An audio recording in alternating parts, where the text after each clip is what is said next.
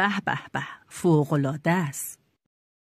الان که فصل پاییزه و شروع بیماری‌های ویروسدار و آنفولانزاست، باید بدنمون رو با خوردن این سوپ و آشا ایمن نگه داریم و مقاوم کنیم و از شر ویروس‌ها در امان باشیم. این سوپ ترکیه‌ای فوق‌العاده خوشمزه‌ای هست. هیچ نوع گوشتی داخلش نداره و خیلی راحت و آسون و سریع درست میشه. اگه شما هم مثل من عاشق سوپ و آشید، منو همراهی کنید تا بریم این دستور خوشمزه رو با هم دیگه ببینیم. برای درست کردن این سوپ خوشمزه به رشته ورمشیل یا همون رشته فرنگی و ماست احتیاج داریم. چند قاشق روغن داخل قابلمه میریزیم و این رشته ها رو باهاش تفت میدیم تا طلایی و برشته بشن. من از روغن ارده استفاده کردم و مقداری هم کره اضافه میکنم که عطر و طعم سوپ رو دوچندان کنه. روغن دیگه داغ شده، یک پیمانه رشته رو اضافه میکنم. شعله باید کم باشه و مرتب هم رشته ها رو هم بزنید.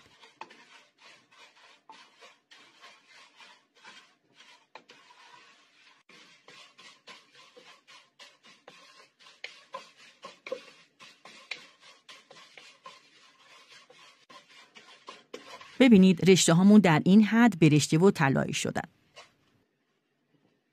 یه قاشق سرپور رو به گوجه میریزیم. رو با همچنان هم میزنیم که تفت بخوره و رنگش باز بشه.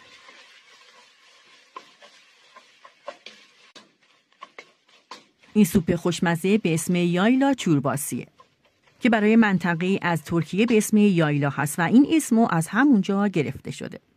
رو بمون دیگه حسابی رنگش باز شده. آبو میریزیم. برای پخت رشته 4 لیوان آب اضافه میکنم.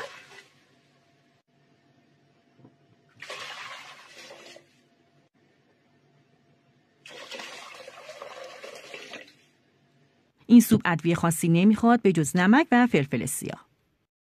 این سوپو به طریقه دیگه به جز رشته ورمشیر با کمی تغییر با برنج هم درست میکنن. اونم بسیار خوشمزه هست. انشالله دستورشو میذارم. بعد ریختن ادویه ها هم میزنیم که موادمون با ادویه ها خیلی خوب قاطی بشه. دیگه باید زمان بدیم و در قابلمه هم میذاریم که رشته ها بپزن. ترکیه یا برای داخل سوپاشون از ماست زیاد استفاده میکنن، مثل همین سوپی که دارم آموزش میدم.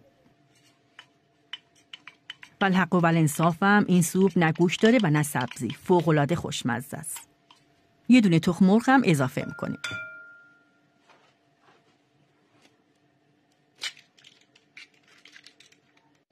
تو بعضی از دستورها دیدم که فقط زرده رو اضافه میکنن، ولی در اصل طعم و مزه غذا هیچ فرقی نمیکنه و نتیجه نهایی یکیه.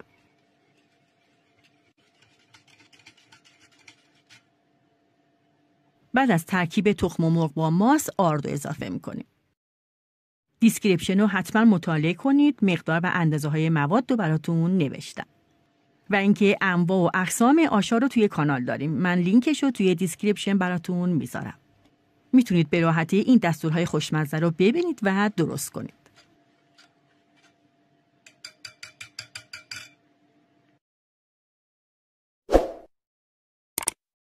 حالا آمدیم پای گاز، رشته دیگه پخته و به غلظت افتاده. یه هم میزنم. ببینید چون ماستمون داخل یخچال بوده و سرد و خنک هست، چند ملاقه از آب این سوپ برمی‌دارم و با ماست ترکیب میکنم تا از درجه حرارت ماست کمی کاسته بشه و تقریباً همدمای سوپمون بشه. اگه تا الان ویدیو مورد پسندتون بود و دوست داشتید لایک کنید. در معرض دید افراد بیشتری قرار بگیره و این دستورهای خوشمزه رو از دست ندم. فوق‌العاده خوشمزه است. جای تک تک شما عزیزان خالی. من تا حالا سوپی به این خوشمزگی رو نخورده بودم. حالا این ترکیب رو به سوپمون اضافه میکنیم. بعد اضافه کردن سریع باید هم بزنیم که ماست و تخم مرغ بریده نشه.